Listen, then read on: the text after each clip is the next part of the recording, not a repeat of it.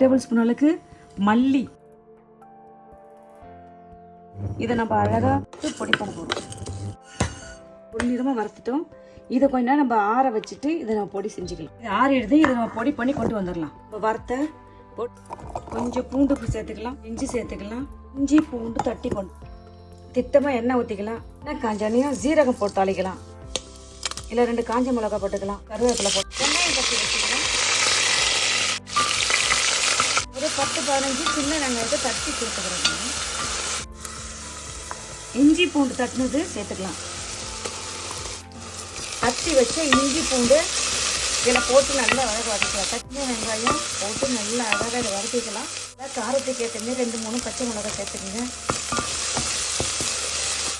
ஒரு ஸ்பூன்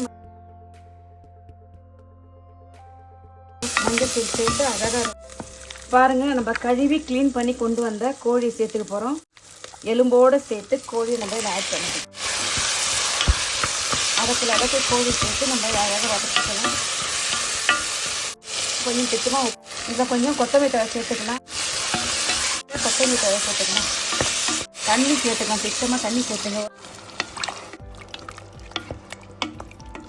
கொத்தமல்லி சேர்த்துட்டு உப்பு சேர்த்துங்க. உப்புக்கு பாதம் பார்த்துங்க.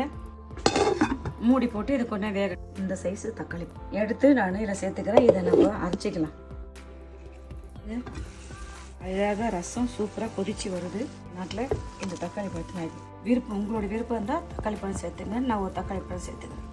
தக்காளி பழம் சேர்த்துட்டு லேசாக அப்படி கிண்டி விட்டுட்டு மறுபடியும் கொதிக்க வைப்போம்.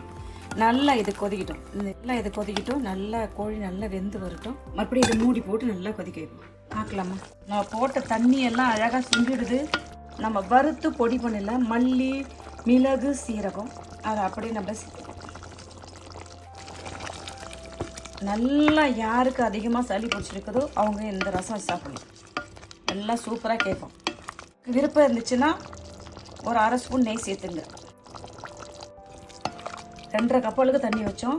வாங்க நம்ம சாப்பிட்டு பார்க்கலாமா? எண்ணெய் எல்லாம் பிரிஞ்சு அழகாக வந்துடுச்சு. பாருங்க, எண்ணெய் சூப்பரான சுவையான அழகான ஆரோக்கியமான கோழி ரசம் வச்சுட்டோம்.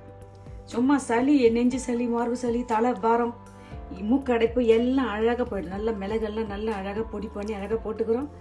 பாருங்கள், எண்ணெய் அழகாக எலும்போடு சேர்ந்த கறி, ஒரு 1/2 கிலோ கறி எடுத்து எண்ணெய் அழகாக நம்ம கோழி ரசம் வச்சுட்டோம். சாப்பிட்டு பாருங்கள். சாப்பிட்டு பார்க்கலாமா? வாங்க சாப்பிட்டு பார்க்கலாம். சுட சுட சாதம் ரெடியாக இருக்குது. அழகாக இருக்குது. சாப்பிட்டு பார்க்க நல்லா சூடான சாதத்தை போட்டு அழகாக செஞ்சுக்கிறேன். எந்தாங்க சாப்பிட்டு பாருங்கள். நீங்களும் இதே மெத்தடில் செஞ்சு பார்த்துட்டு நான் செஞ்ச கோழி ரசம் எப்படின்னு சொல்லுங்கப்பா. பாய். தேங்க்யூ.